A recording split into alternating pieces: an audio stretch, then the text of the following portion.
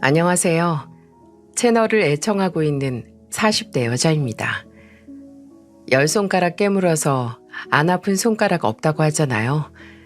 근데 우리는 상황에 따라 쓰는 손가락이 정해져 있죠. 아주 만족스러울 때는 엄지손가락을 내보이고 다른 사람과 약속을 할 때는 새끼손가락을, 어떤 손가락은 남을 욕보이기 위해서 쓰기도 하고요. 또 반지를 끼워서 반짝거리게 하는 손가락도 정해져 있습니다. 좀 씁쓸하지만 자식도 마찬가지인 것 같아요. 아무리 내 가슴을 울리지 않은 자식이 없다고 해도 특히나 더 애틋하고 마음이 가는, 그래서 뭐든 더 해주고픈 자식이 있는 법이죠. 저도 부모라서 그 마음을 뭐 없는 일은 아니다 싶으면서도 동시에 누군가의 자식이기에 그래도 부모는 그런 마음을 자식이 알게 해서는 안 되지 않나 싶네요. 이 사연은 저의 가장 사랑하는 사람이 손가락 중에서도 가장 마음고생을 많이 한 덜 아픈 손가락이라서 보내는 사연입니다. 지금까지 새 아이를 낳고 잘 살고 있는 남편과 저는 제가 20대 후반이었을 무렵 만났어요.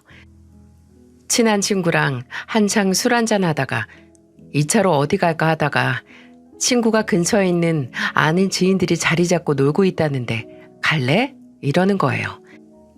알딸딸하게 취하기도 했고 또 저는 새로운 사람을 만나는 걸 좋아해서 알겠다고 했죠. 그 자리에 제 남편이 될 사람이 있었을 줄 누가 알았겠어요? 남편의 첫인상은 딱 그 노래 아시나요? 월남에서 돌아온 새까만 김상사, 이제야 돌아왔네. 딱 그 노래말 그대로 새까만 사람이었어요.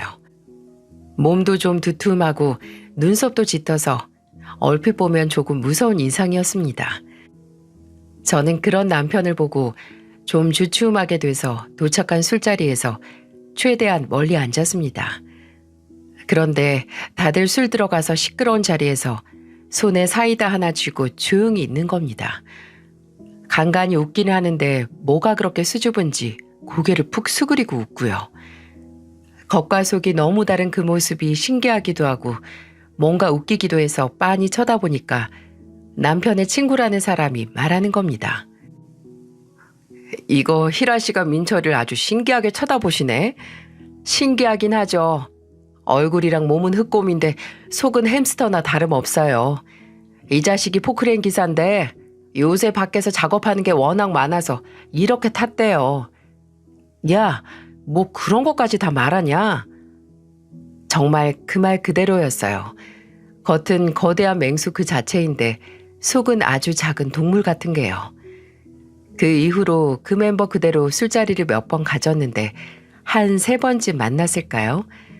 남편이 손을 덜덜덜 떨면서 제게 번호를 물어보더라고요. 그게 웃기기도 했는데 또 참 좋아 보이기도 했어요.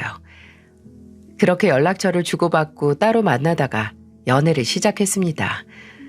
저만 만나면 얼굴은 빨개지고 어떻게 옆에서 뭐든 제가 원하는 걸 함께하길 원하는 사람이었죠. 어떤 때는 너무 내 눈치를 보는 게 아닌가 했는데 천성 같더라고요. 소심하고 내성적인 모습이 말이죠.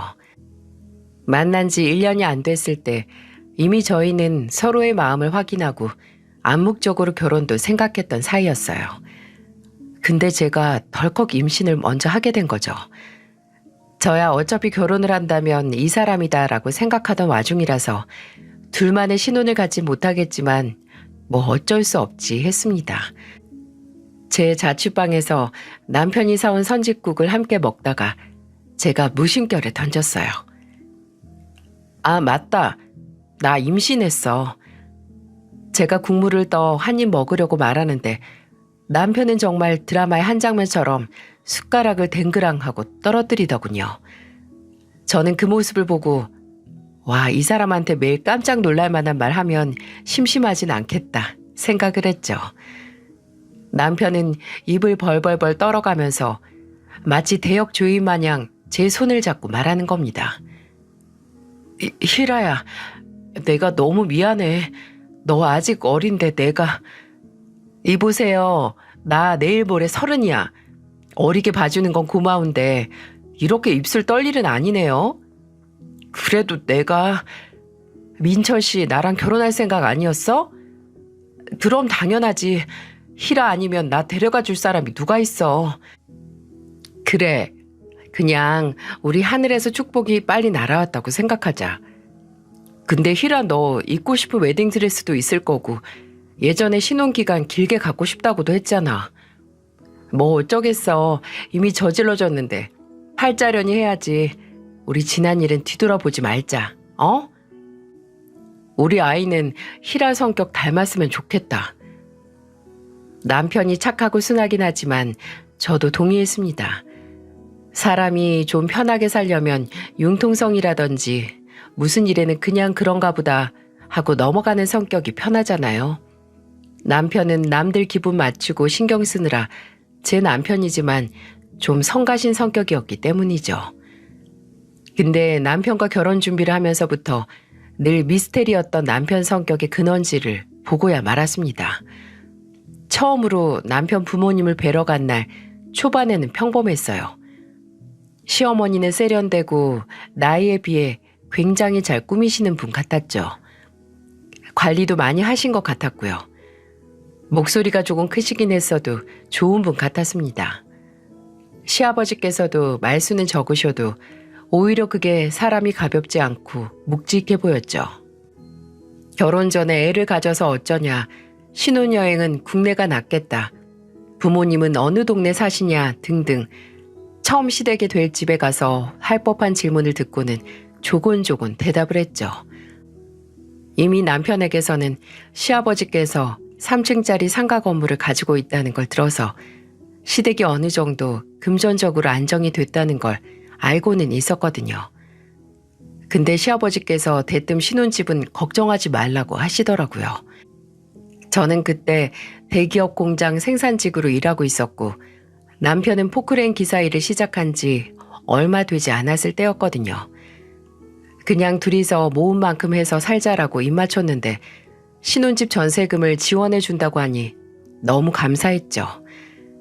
그렇게 화기애애한 분위기가 이어질 때쯤 갑자기 띵동하고 현관문 벨이 울리는 겁니다. 시어머니는 어머 이 시간에 누구야? 하면서 밖으로 나가셨고 이내 현관에서 시어머니가 아주 반가운 목소리로 누군가를 맞이하는 소리가 들리더라고요. 어머 우리 장남이 어쩐 일이야. 바쁘신 양반이 말도 없이. 아, 오늘 민철이 신부 데려온다고 해서 일하다가 중간에 나왔어요. 금방 들어가 봐야 돼요. 아유, 지금이 몇 시인데 아직도 일을 해. 우리 사장님이 정말 바쁘다니까. 시댁에 온 갑작스런 손님은 바로 남편의 형, 저의 아주버님이었습니다. 남편에게는 3살 위 형이 있었는데 남편에게 먼저 듣기로는 투자회사를 운영한다고 들었거든요. 역시 성공한 사업가라서 시어머니의 반응이 저렇게 요란하구나 했죠. 근데 그 환영이 어째 끝나질 않는 겁니다. 원래 처음 시댁에 인사를 드리러 온 손님은 저고 또 첫인사인 만큼 주인공은 저와 남편이잖아요.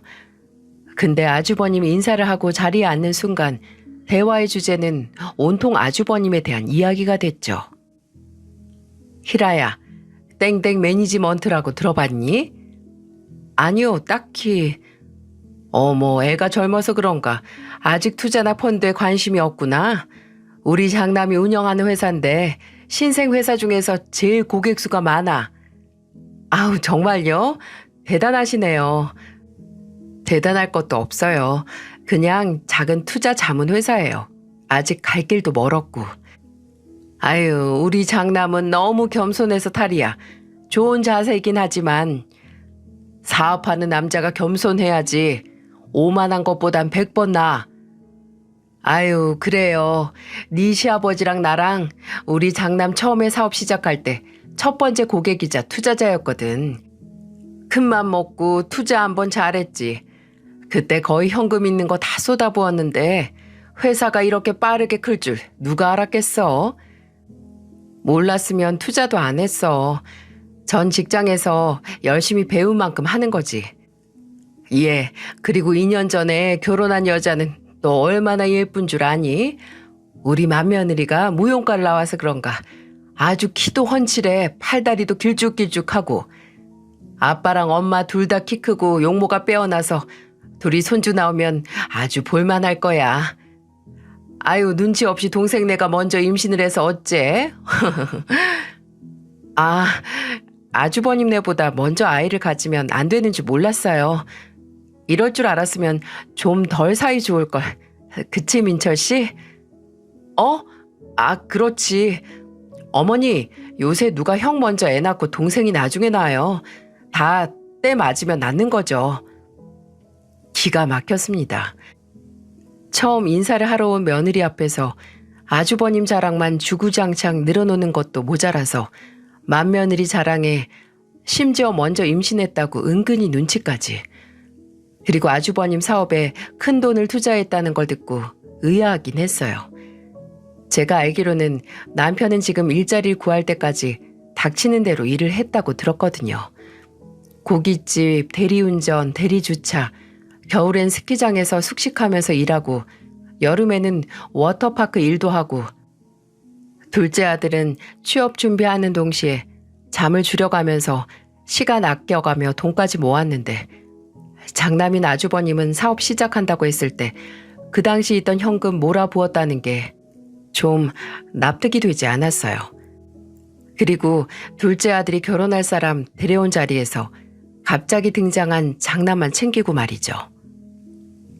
제 눈앞에서 일어난 일이 모두 어이가 없었지만 제일 어처구니가 없는 건 남편의 태도였어요. 남편은 이 모든 게 마치 늘 있었던 일상인 것처럼 조용히 앉아서 고개만 끄덕이거나 가만히 허공을 보는 것뿐이었죠. 나중에 조금 짜증이 난 제가 입을 열었을 때 맞장구를 치긴 했어도 알겠더라고요. 남편의 소심하고 내성적인 남들 눈치를 많이 보는 성격은 모두 시부모님이 장남인 아주버님과 차별을 해서 나온 결과물이라고요. 둘째 아들은 완전 뒷전이고 그저 장남. 사람이 어려서부터 부모님 사랑을 넘치게 받아야 어느 정도 자존감이 형성됐는데 남편은 그 모든 관심을 형에게 빼앗겼으니 소심해질 수밖에요. 지금까지 제가 좋아했던 남편 성격 근원제 실체를 알고 나니 씁쓸하고 안타까웠어요. 지금까지 형과 차별하는 부모님 아래서 얼마나 외로웠을까 가슴도 아팠고요. 남편이 받은 대로 부모님에게 못하는 사람이 아닌 걸 알기에 더 슬펐죠. 지금까지 제가 봐왔던 좋은 아들인 남편의 모습은 그저 본인을 바라봐주지 않는 부모님에게 인정받으려는 몸부림같이 느껴졌어요. 나중에 제가 넌지시 차별에 대한 이야기를 꺼내니까 남편은 그냥 쓰게 웃으면서 말하더라고요. 그냥 익숙해. 부모님한테 2등인 자식으로 사는 거. 칭찬하는 것도 마음 쓰시는 것도 돈 쓰시는 것도 다 형이 우선이긴 하지만 뭐. 나도 그렇게 부족한 것 없이 자랐으니까 불평해서 뭐해. 확실히 형은 부모님이 투자한 만큼 결과가 잘 나오기도 했고 민철 씨도 형이 받은 만큼 지원받았으면 지금 다른 일을 하고 있을지 누가 알아? 형만큼 지원 받아본 적도 없잖아. 그렇게 말하지 마. 뭐 그것도 맞는 말이네. 아 그러고 보니까 형이 결혼을 빨리 해서 다행이다. 진짜 형이 결혼 안 한 상태였으면 나도 결혼 못하게 막으셨을걸? 형하고 뒤에 하라고. 그게 말이 안 된다고. 그런 게 어딨어. 그게 우리 부모님이야. 당신이 부모님에게는 2등 자식일지 몰라도 나랑 이제 태어날 우리 아이한테는 1등 남편이고 1등 아빠일 거야. 고마워 여보. 나 진짜 결혼 잘한다. 분명 본인이 제일 아프고 힘들었을 텐데 그저 웃고 그러려니 넘기는 모습에 제가 더 억울하고 화가 나더라고요. 물론 지금 남편이 하는 일이 못한다는 게 아니라 마치 부모님이 정해둔 한계선을 정말 본인의 한계라고 믿는 것 같아서 안타까웠죠. 분명 더 잘 될 수 있다고 생각할 만한데 나는 부모님이 이 정도 해주셨으니 딱 이 정도의 사람이라고 생각하는 사람 같았죠. 저는 그런 남편에게 무조건적인 사랑을 주는 가족을 만들어주고 싶었어요. 늘 남편은 뒷전이었던 시부모님과 다르게 무조건적인 사랑과 관심을 주는 아내가 되고 또 그런 자식들을 남편에게 만들어주고 싶었어요. 그때까지만 하더라도 시댁이 어떠하든 우리 가족만 잘 살면 되지 하고 생각을 했는데 그게 아니더군요.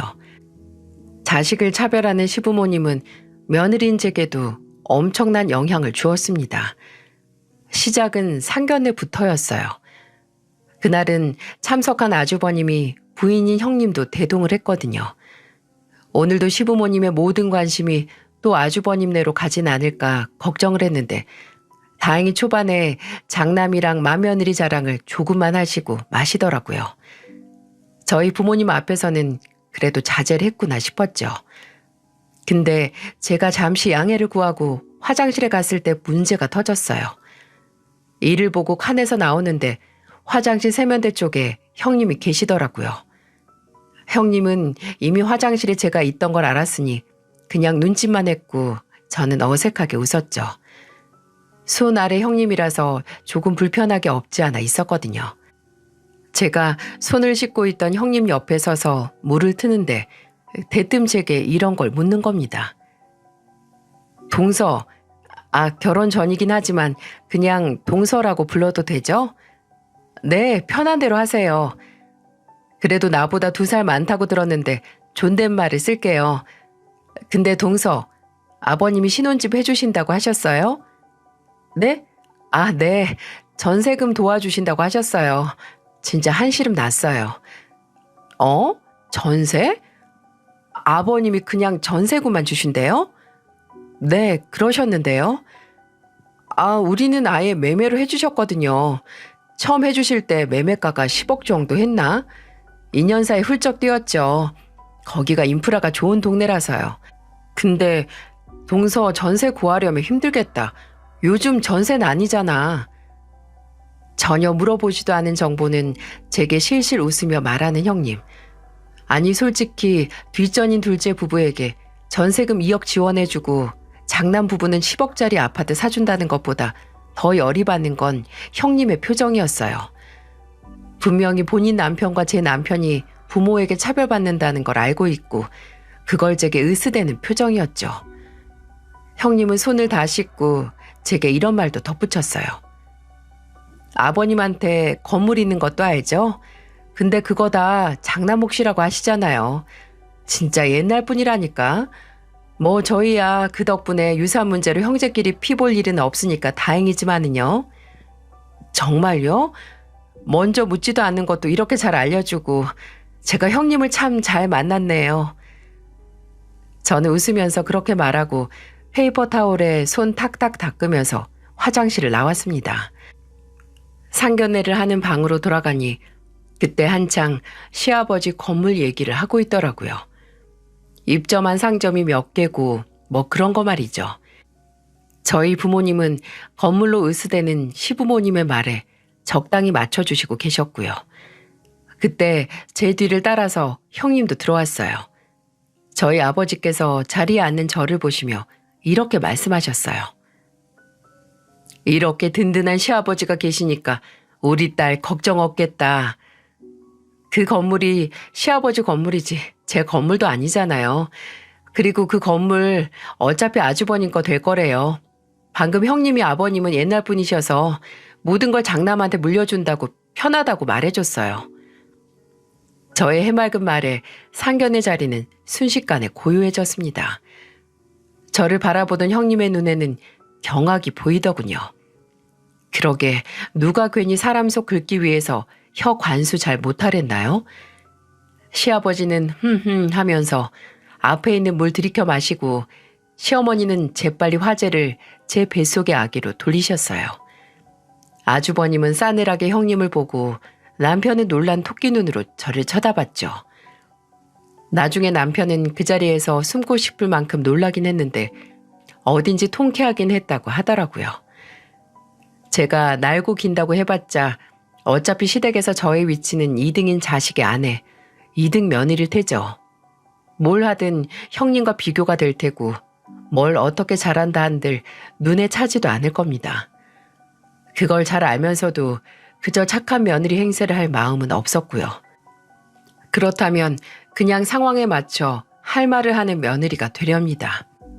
분명 속이 벅벅 긁어질 텐데 화병까지 생길 수는 없죠. 근데 저의 생각이 맞는다는 걸 저희 시어머니께서 인증을 해주시네요. 시아버지께서는 아예 제게는 큰 관심이 없으셨어요. 무관심이 제일 무섭다고들 하는데 무관심보다는 오히려 헐뜯을 목적으로 갖는 관심이 제일 사람 속을 뒤집어 놓더라고요.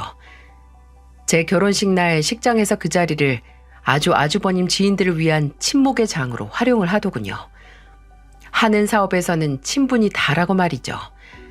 주인공은 분명 저와 남편인데 정말 속이 뒤집어지는 줄 알았습니다. 또 결혼을 하고 처음 맞는 명절에 저는 이미 만삭인 상태였거든요. 근데 그날 기어코 저를 부르시더니 아주 식모로 활용하라는 게 눈에 빤히 보이는 겁니다.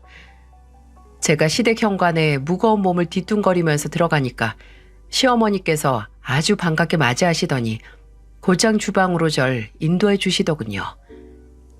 다리 아프지? 그 다리로 바닥에 쭈그려 앉아서 하기 힘들 것 같아서 여기 식탁에 다 준비해 놨어. 여 앉아서 붙이기만 하면 돼. 알았지? 제 손에 뒤집개를 척하고 하사하시고는 홀랑 주방을 나가시더라고요. 참나, 남편이 바로 저를 쫓아와서 가서 소파에 좀 앉으라고 자기가 다 한다고 하는데 제가 그 자리에서 거실에 가서 뭘 하겠어요? 가면 저보다 납작한 배와 가벼운 몸을 가진 형님은 상전마냥 소파에 앉아있고 맏며느리에게 뭐 먹고 싶은 거 없냐 물어보는 시어머니가 있는데 말이죠. 그 꼴 보기 싫어서 그냥 여기 있겠다고 하고 남편이 저 대신 점 붙이는 걸 봤습니다. 근데 점점 생각하니 너무 화가 나는 거예요. 만삭인 며느리와 아들 불러서 명절 음식을 하게 만들고 장남과 맏며느리는 소파에 앉혀두고 물고 빨고 하는 꼴이 말이죠. 저는 이건 아니다. 우리가 하는 음식을 저 인간들이 고마워하는 마음도 없이 먹는 건 못 본다. 이런 생각에 남편에게 작게 말했습니다. 여보, 여기서 내가 진통 왔다고 하면 장단 맞춰줄래? 당신 진통 왔어? 쉿, 조용히 해. 아니, 진짜 진통이 아니고 그냥 흉내. 나 진통 왔다고 하고 여기서 탈출하자. 저는 남편이 뭐라 대답을 하기도 전에 바로 아! 하고 소리를 쳤습니다. 여보, 나 진통 오는 것 같아. 남편은 갑작스럽게 시작된 제 연극에 당황해서 부리부리한 누나를 또르르 굴렸고 제가 낸 소리를 듣고 거실에 모인 시댁 식구들이 주방으로 모였습니다. 남편은 이미 엎질러진 물 제 연기에 장단을 맞추기 시작했고 저희는 그대로 시댁에서 탈출해서 친정으로 갔습니다. 나중에 시댁에는 그냥 자궁수축이었다고 둘러댔고요. 물론 제가 매번 이런 꾀로 시댁과의 대면을 피한 건 아니었어요. 결혼하고 몇 년을 시댁에 가기만 하면 변변치 않은 살림에 일도 그만둔 며느리 취급을 받았거든요. 첫째 아들을 낳고 그 후에 둘째 아들, 막내딸을 낳느라 저는 자연스럽게 직장을 그만두게 됐고 시어머니는 그게 보기 싫으셨던 거죠. 심지어 나중에는 애 많이 낳았다고 뭐라고 하시기도 했습니다. 막내딸을 낳고 얼마 되지 않아 시댁에 들릴 일이 있어서 혼자 간 적이 있었거든요. 근데 시어머니께서 친구분들을 초대해서 수다를 떨고 계시더라고요. 제가 인사를 하니 친구분들이 새로운 대화 주제로 등장한 저를 보고 화색이 돼서 말을 하시는 겁니다. 아, 둘째 며느리? 예전에 결혼식에서 보고 처음 보네. 어쩜 요번에 딸 낳았다며? 축하해. 네, 감사합니다. 둘째 내가 금술이 참 좋아. 이번에 셋째잖아. 둘째네 본받아서 첫째 아들도 빨리 애 낳아야 할 텐데 둘째네가 아주 애국하네. 친구분들께서 하나둘 제게 좋은 소리를 하시기 시작해서 예의상 웃으면서 서 있었는데 대뜸 시어머니가 아주 가벼운 목소리로 말씀을 하시는 거예요. 애국은 무슨 애국이야. 여유롭지도 않은 살림에 애나 줄줄줄 낳고 일은 그만둬서 다시 시작도 못해. 아주 골치야. 마음에 안 드는 며느리 칭찬이 듣기도 싫었는지 이렇게 초를 치시더군요. 친구분들도 전혀 관계도 없이 며느리 헐뜯기 시작하는 시어머니를 보고 당황하셔서 두둔하기 시작하셨는데 끝까지 저에 대해 마음에 안 드는 부분을 마치 한 맺힌 사람처럼 구구절절 말씀을 하시는 겁니다. 우리 맏며느리하고는 너무 달라. 걔는 하도 애가 생각이 깊고 현명해서 그냥 냅다 애 낳지도 않잖아. 사람이 다 때가 있으니까 윗물이 맑아야 아랫물도 맑다는데 윗물이 아무리 맑으면 뭐해. 아니 자식 그거 다 낳기만 하면 다인가? 셋을 그냥 뭉텅이처럼 낳아놓고 그게 그저 알아서 잘 크겠거니 바라는 것보다 그렇게 미련한 게 어딨다고. 아유 민수 엄마 왜 그래. 아무리 그래도 둘째 며느리랑 둘째 아들이 생각 없이 낳았겠어? 다 상황 고려해서 낳을만 하니까 낳았겠지. 아니에요. 어머님 말씀이 맞죠 뭐. 애 키우는 게 좀 힘들어요. 있는 만큼 어려운 게 자식인데 원래 애들 나이 차이가 안 날수록 질투나 시샘하는 게 심하다고 하잖아요. 그래서 저랑 남편은 애들 차별 안 하는데 각별히 신경 쓰고 있어요. 누구는 장남이라고 차별하고 누구는 아들이라고 차별하고 누구는 또 막내라고 차별하면 안 되잖아요. 그러니까 어머님이 걱정할 일 전혀 안 일어날 거예요. 저랑 남편은 어머님 덕분에 자식 차별이 얼마나 유해한지 잘 알고 있잖아요. 이때 시어머니의 얼빠진 얼굴이 아직도 생생하게 생각이 나네요. 솔직히 이 이후에 시댁 쪽으로는 볼 일도 보기 싫었지만 아예 연을 끊지 않는 이상 어려운 일이죠. 남편은 제게 이런저런 일이 있었다는 걸 전해 듣고 더 이상 안 되겠다 말을 하던지 해서 시댁에는 발길을 끊자라고 했었어요. 근데 가는 날이 장날이라더니 남편이 저런 생각을 했을 때쯤 시댁에는 한바탕 뒤집어지는 사건이 생기고 말았습니다. 제가 결혼을 하고 5년 정도 지났을 때 시아버지께서 세상을 떠나고 마신 거죠. 원래 심장에 질환이 있다는 건 알고 있었는데 주무시다가 급작스럽게 심장마비가 오셨고 그대로 눈을 뜨지 못하셨어요. 저와 남편이 시댁에 더 이상 이런 취급 못 견디겠다고 한마디를 하고 자시고 할 상황이 아니었죠. 시아버지의 죽음에 누구보다 충격을 받으신 건 당연히 시어머니였습니다. 시어머니는 장례식장에서 몇 번은 혼절하셨고 일주일에 5kg 정도 살이 빠지셨어요. 시아버지께서 돌아가시고 몇 달이 지나도 회복하지 못하셔서 우울증 진단까지 받으셨네요. 도저히 혼자서 생활할 상태가 아니었어요. 저와 남편은 아무리 사이가 좋진 않았어도 상황이 상황이니까 모셔오자는 상의를 하기도 했었어요. 근데 그때 남편에게서 시어머니를 모시고 살아야겠다는 말을 들은 아주버님이 아주 흔쾌히 본인이 모시고 살겠다고 하더군요. 장남이 안 모시면 누가 모시냐고 하면서 말이죠. 솔직히 저는 좀 의외라고 생각을 했어요. 아주버님이 부모님의 사랑을 몰아서 받은 자식이긴 했어도 그만큼 부모님에게 살가운 사람은 또 아니었거든요. 사람을 쓰던 아니면 네가 모시고 살아라 이럴 줄 알았는데 기꺼이 본인이 모신다니까 좀 놀랬죠. 그건 남편도 마찬가지였고요.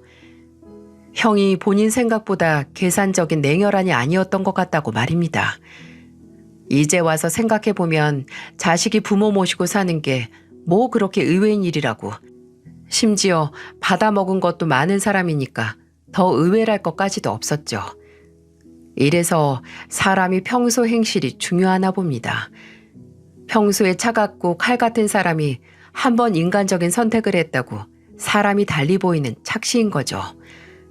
저와 남편은 그래도 시어머니께서 사랑에 맞지 않는 장남과 함께 사시게 됐으니 상태가 좀 나아지시겠거니 했습니다. 걱정할 일이 줄었다고 말이죠. 하지만 저희의 시련은 그게 끝이 아니었어요. 마냥 속이 좋은 남편이 사고를 치고 만 거죠. 친구를 믿고 보증을 섰다가 친구가 잠수를 타고 만 겁니다. 정말 솔직히 너무 화가 났어요. 물론 사람을 잘 믿고 착하고 순한 남편의 모습을 사랑하긴 하지만 그 성격이 이런 역효과를 낼 줄은 미처 몰랐으니까요. 하지만 또 너무 미안해하고 어떻게 해서든 해결을 하겠다고 하는 남편을 보니 그래, 사람이 살면서 실수를 하는 거지 하는 생각도 들더라고요. 함께 산 정이 뭔지 열불이 나면서도 나쁜 건 친구를 배신한 놈이지 싶었고요. 그때 잘못한 보증으로 갚아야 할 돈이 3천이었는데 저희가 그럴 형편이 아니었거든요.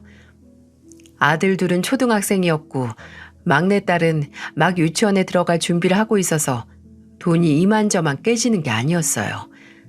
그래서 저는 남편에게 말했습니다. 여보, 사람이 실수는 할 수 있어. 당신한테 나쁜 마음이 있어서 이렇게 된 거 아니잖아. 근데 당신 애 아빠야. 우리 애가 셋이라고. 만약 당신한테 이 상황을 해결할 책임감이 있으면 이번에 자존심이나 과거의 감정 다 잊고 어머님께 딱 한 번 부탁드려봐. 어머니한테? 그래, 당장 우리가 3천이 어디에서 나. 빚 갚자고 또 빚을 질 수도 없는 노릇이고 그렇다고 딸린 자식이 몇인데 이 집을 뺄 수도 없잖아. 어머님이 어떤 분이고 또 어머님에 대한 당신의 감정은 충분히 아는데 지금 우리를 이 상황에서 꺼내줄 사람은 어머님뿐이야. 남편은 제 말에 깊게 몇 날 며칠 고민을 하더니 알겠다고 하더군요. 솔직히 나를 차별해서 더는 안 보고 싶다고 마음먹은 부모님께 다시 가서 도와달라고 하기 꺼려지긴 하겠죠. 하지만 당장 내 가족이 어떻게 될지 모른다는 생각에 남편은 남편대로 나름대로 어려운 결정을 내린 거죠. 남편이 시어머니에게 3천만 원을 빌릴 수 있었을까요? 저와 남편이 참 순진했나 봅니다. 시어머니를 만나 뵈러 나간 남편은 다 늦은 저녁 술에 취해 집으로 돌아왔어요. 시어머니에게 아주 칼같이 거절을 당했다고 하더군요. 어머니가 나더러 한심한 자식이래. 너한테 투자를 안 해서 다행이라고. 알아서 하래. 네 마누라 일 시켜라 하면서. 진짜 그래서 내가 형 처음에 취업했을 때 뽑아주신 자동차 값이 지금 내가 부탁하는 돈보다 많다고 하니까 그만큼 네 형은 보답을 해서 쌤쌤이래. 진짜 비참하다. 어떻게 이러냐? 어떻게 이래? 저는 그때 남편에게 시어머니께 부탁드려보자고 등 떠민 걸 뼈저리게 후회했어요. 왜 그랬을까? 차라리 다른 데서 빚을 질 걸. 발등에 불이 붙어서 남편을 불구덩이에 떠밀었구나 하고 말입니다. 웃기지만 시어머니 말대로 저는 급하게 아르바이트를 시작했고 친정에서도 적지만 돈을 빌려주셨어요. 이 일을 계기로 시어머니와는 점점 멀어지게 됐습니다. 돈 문제 때문이라기보다는 남편 내면에 점점 쌓여온 서러움이 이걸 계기로 터지게 된 거죠. 시어머니가 돈을 안 빌려주셨다는 것보다는 벼랑 끝에 서 있는 자식을 너무 쉽게 모른 척하다 못해 조롱까지 하는 시어머니의 모습에 정남이가 뚝뚝 다 떨어진 것 같아요. 그 후로는 따로 연락을 해서 안부를 묻거나 기념일에 찾아가지도 않았어요. 그냥 처음부터 서로 없는 인간처럼 지내게 됐습니다. 그러던 어느 날 그 일이 있고 한 7, 8년쯤 지났을까요? 빚 갚고 애들 키우느라 정신없이 살았더니 시간이 정말 무섭게 흐르더라고요. 손에 구멍이라도 난 것처럼 손가락에 쥔 모래가 미친 듯이 빠져나가는 기분이었죠. 그렇게 바쁘게 살고 있는데 전혀 예상치도 환영할 수도 없는 손님이 저희 집으로 찾아왔습니다. 그날은 제가 그때 일하던 친구의 카페에서 마감조로 근무를 하고 퇴근을 하는 날이었어요. 늦은 시간 집으로 돌아왔는데 그 시간에는 당연히 불이 꺼져 있어 했거든요. 근데 거실에는 환하게 불이 켜져 있고 현관에는 못 보던 신발이 있는 게 아니겠어요? 뭐지 싶어서 집으로 들어가니까 남편이 거실 한가운데서 누군가와 멀찍이 떨어져서 마주보고 있더라고요. 상대방의 옆에는 짐가방으로 보이는 큰 가방 한 개와 트렁크 하나가 있었어요. 그 의아한 상황에서 제가 더욱 놀랐던 건 전 태어나서 그렇게 화가 난 남편의 얼굴은 처음 봤습니다. 저 사람 얼굴에 저런 주름이 잡히기도 했나 싶을 정도로 인상을 잔뜩 쓰고 앉아 있었던 거죠. 대체 누가 남편을 저렇게 화나게 했나 했는데 남편과 마주 앉은 사람의 뒷모습에 어딘지 싸한 기분이 밀려 들어왔어요.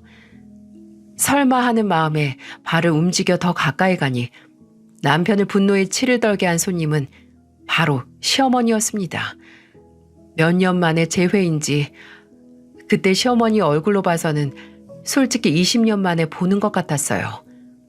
풍성했던 머리숱은 거의 반절은 빠져 있었고 얼굴에 살이 하나도 없는 게 모르는 사람이었으면 절대 예전과 지금 모습을 보고 같은 사람이라고 할 수 없었을 거예요. 아니 그것보다 왜 이런 가방을 가지고 우리 집에 찾아온 건지 도무지 알 수 없는 것 투성이었죠.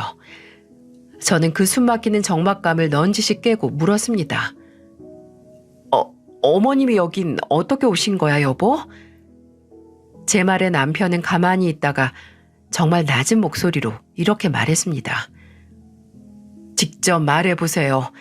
자식으로도 생각 안 하는 둘째네 오신 이유가 뭔지. 싸늘한 남편의 말에 시어머니는 마른 입술을 몇 번 달싹이더니 드디어 입을 여시더군요. 그리고 그 입에서 나온 말을 그저 믿지 못할 정도로 충격적이었습니다.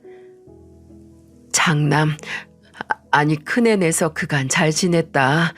잘 지냈는데 몇 년 전에 글쎄 큰애가 네 아버지 건물을 본인 명의로 이전하자고 하더구나. 엄마가 이제 나이도 있고 그런 건물 끼고 있어봤자 신경만 쓰일 거라고. 본인이 관리 잘하고 엄마 꼬박꼬박 돈 드리겠다고. 나야 그때는 어차피 나 죽으면 큰애가 가질 거니까 뭐 문제가 있겠냐 했지. 근데 올해 초에 내가 암이란다, 암. 며느리 따라간 건강검진센터에서 췌장암이라고. 얼마 안 남았다고 하는데 정말 심장이 툭 하고 떨어지더구나. 근데 그래도 오래 살았지.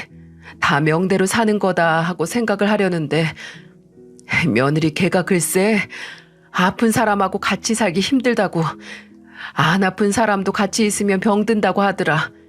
요양병원에 들어가든 아니면 방 하나 구해서 이제 따로 살자고.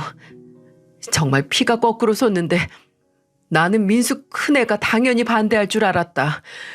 그래도 애민데 내가 절 어떻게 어떤 마음으로 키웠는데 그놈이 지 마누라 말이 맞다고. 지금까지 10년 동안 부양한 것도 어머니 고맙게 생각하셔야 한다고 하는데 하늘이 무너지는 줄 알았어. 지금까지 내가 산 세월이 전부 아무것도 아닌 게 되는데 알아서 짐 정리하라고 해서 내가 그냥 바로 나와버렸다. 더 이상 돈 있고 뭐 빼먹을 것 있을 때만 부모 취급하는 자식 새끼랑 같은 집에 있기 싫어서. 근데 내가 어딜 가니. 민철아, 네가 나한테 서운하긴 할 테지만 그래도 제가 서운할 거라는 건 아세요? 민철아, 아니 서운하다는 말로는 부족하죠. 지금까지 내가 어떤 마음으로 형이랑 어머니 아버지 뒷모습을 바라보기만 하면서 살았는데. 여보, 일단 진정해. 애들 깨. 안방 들어가서 얘기해. 제 말에 남편은 끓어오르는 열을 참으려는 듯 머리를 쓸어 넘기더니 안방으로 들어갔습니다. 시어머니도 마치 끌려가는 짐승 마냥 그 뒤를 따랐죠.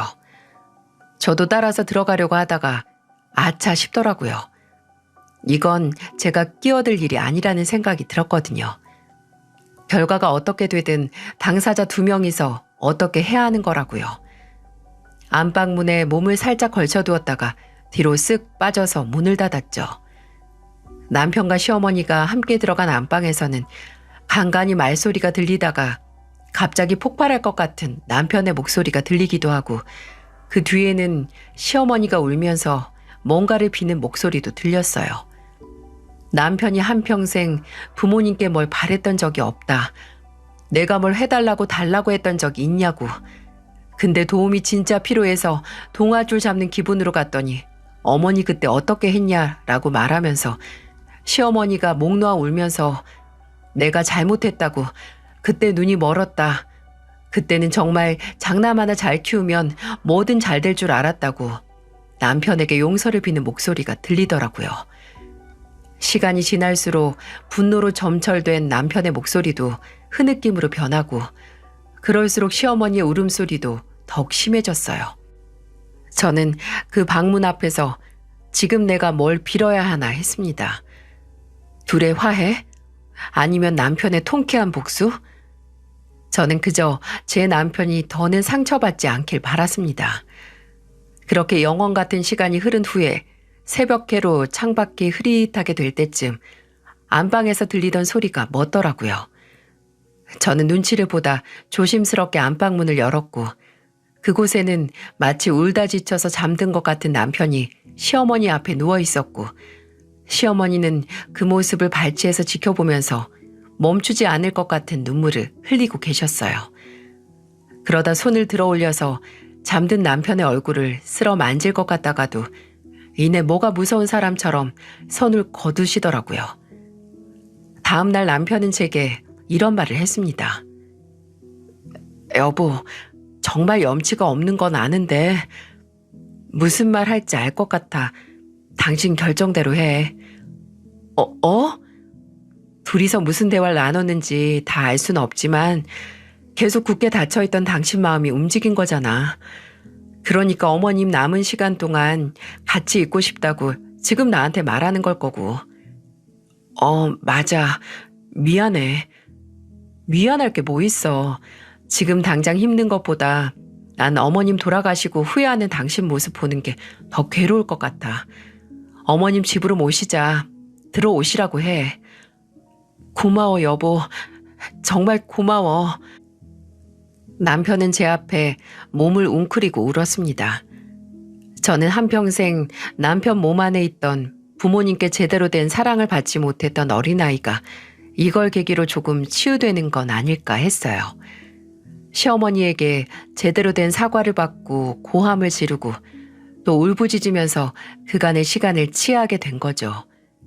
솔직히 턱도 없긴 해도 당장 남편이 내린 결정이니 저는 그냥 뜻대로 이루라고 하고 싶었어요.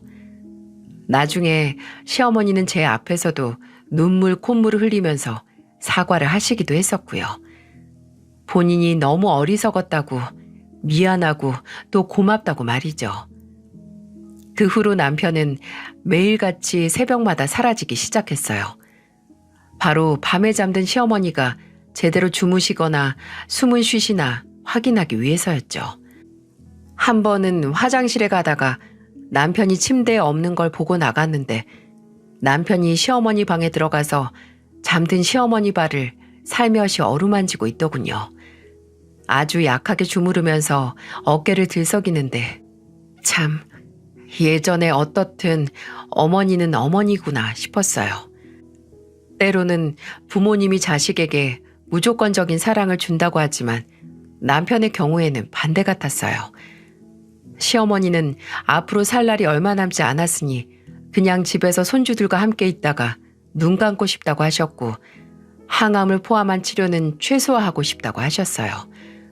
더 이상 늘리고 싶지도 않고 먼저 떠난 시아버지처럼 잠자다가 가고 싶다고요. 저와 남편은 그런 시어머니의 선택을 존중했습니다. 남편은 처음에는 그냥 병원에서 꾸준히 치료를 받자고 했지만 시어머니는 완강히 거절하셨어요. 남편보다는 제가 일하는 일수를 줄이기 수월해서 일을 줄이고 시어머니가 병원에 가는 날마다 동행했어요. 그렇게 함께하는 시간이 는 만큼 시어머니에 대해 몰랐던 걸 많이 알게 되기도 했죠. 대화는 모두 제게 미안하다는 말로 끝나긴 했지만 저는 그 시간이 나쁘지 않았어요. 그렇게 시어머니가 저희 집에 오시고 한 4개월 정도 지났을 때 시어머니는 퇴근한 저와 남편을 불러다 놓고 말씀하셨죠. 너희는 내가 너희한테 얼마나 미안해하고 또 고마워하는지 모를 거다.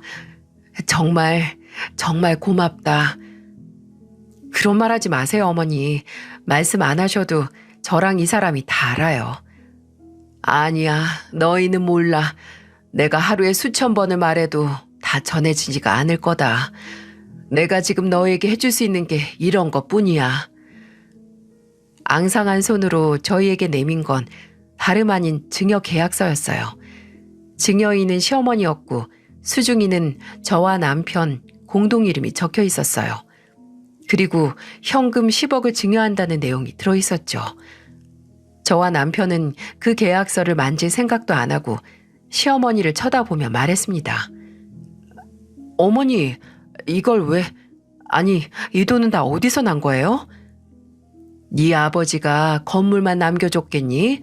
그동안 모은 현금도 남겼지. 민수 그놈은 그저 그 건물에만 눈이 멀어 있어서 이 돈 있는 줄도 몰라. 그러니 그렇게 쉽게 애미를 버렸겠지. 그놈이 지금은 이 돈을 몰라도 나중에 냄새 맡고 너희한테 올 수도 있다. 내가 그놈이 이 돈 10원도 못 건드리게 변호사 통해서 너희한테 다 주고 갈 테니까 지금까지 우리 희수랑 내 아들 민철이가 받은 상처를 다 덮은 액수가 아니라는 걸 안다. 그런 걸 바라고 하는 일도 아니고 그저 이만큼 내가 너희에게 고마워한다는 걸 알아줬으면 한다. 내가 당장 오늘 잠들어서 내일 눈을 못 뜰 수도 있으니까 어떻게든 빨리 해결하고 싶었어. 어머니, 그런 말 하지 마세요. 눈을 왜 못 뜨세요? 지금도 이렇게 건강하신데. 제발 이런 돈 필요 없으니까 저희랑 하루라도 더 살다가.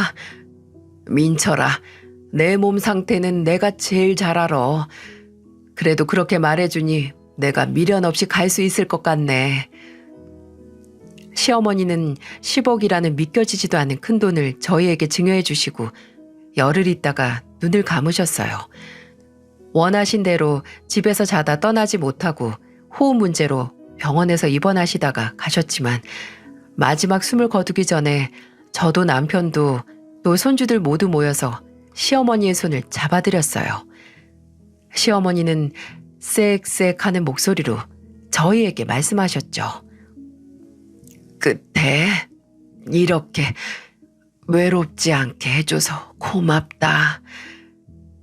남편은 정말 많이 울었습니다. 원래 눈물이 많은 사람이긴 했지만 이번엔 마치 속을 개워내는 것 같은 울음이었어요. 왜 일찍 먼저 연락을 하지 않았을까? 본인이 이미 지난 예전 일을 너무 길게 끌어온 게 아닐까 하고 후회하는 남편에게 저는 이렇게 말했죠. 여보, 내가 늘 이미 지나간 일은 그냥 넘기는 거라고 했지? 근데 그게 아닐 때도 있는 것 같다. 만약 당신이 먼저 어머니에게 연락을 했거나 다가가서 예전에 당신이 상처받았던 일들을 모두 지난 일로 치부했으면 어머님은 아마 마지막까지 모르셨을 거야. 본인이 무슨 잘못을 했는지, 그리고 그걸 청산하지도 못하셨겠지. 끝까지 잘못을 모르다가 떠나는 것보다는 인정하고 모두 풀고 가는 게 어머니가 떠나가시는 길이 더 가볍지 않을까 싶어. 남편은 제 말을 듣고 별말하지 않았지만 더 이상은 눈물을 흘리지 않았어요. 저희는 시어머니를 먼저 간 시아버지가 계신 낙골당에 먼저 가서 기다리고 계셨던 시아버지 유골 옆에 안치시켜 드렸습니다. 남편은 본인에게 평생 남는 결핍이라는 상처를 주고 간 부모님 중 한 명은 용서를 할 수 있게 됐죠. 시어머니가 그렇게 떠나시고 저희 가족은 정말 조용히 또 열심히 살았습니다. 시어머니께서 주고 가신 돈은 남아있던 이자만 갚고 건드리지도 않았어요. 저도 일을 그만두지 않았고요. 그 돈은 시어머니가 본인의 잘못을 인정하고 또 아들인 남편에게 용서를 구한다는 뜻이 담긴 소중한 돈이라서 함부로 건드릴 수 없는 것도 있었죠. 근데 그 소중한 돈 냄새를 맡고 연락을 한 인간이 있었습니다. 모두들 예상하시죠? 네, 바로 아주버님이었죠. 시어머니 장례식에서 딱 하루 잠깐 얼굴을 비추고 가서 몇 년 연락이 없었던 바로 그 아주버님이요. 하루는 남편이 안방에서 고래고래 소리를 지르면서 누군가와 싸우는 소리가 들리는 겁니다. 뭔가 해서 들어가 보니 남편이 휴대폰에 대고 그렇게 화를 내던 거였죠. 제정신이냐? 누구 마음대로? 나는 우리 어머니 마지막 유언대로 할 거야. 돈 냄새 맡고 귀여운 당신 같은 인간한테 죽어도 우리 어머니 돈 못 줘. 난 이제 너 내 형으로 생각도 안 한다. 이혼이든 뭐든 알아서 하고 그렇게 사장 소리, 투자 규제 소리 듣고 떵떵거리면서 산 만큼 이제 그 후폭풍 밀려 들어온다고 생각해. 더 이상은 연락하지도 마. 내 인생에서 안 꺼지면 네가 사기친 투자자들한테 너 어디 있는지 내가 죄다 다 불어버릴 테니까.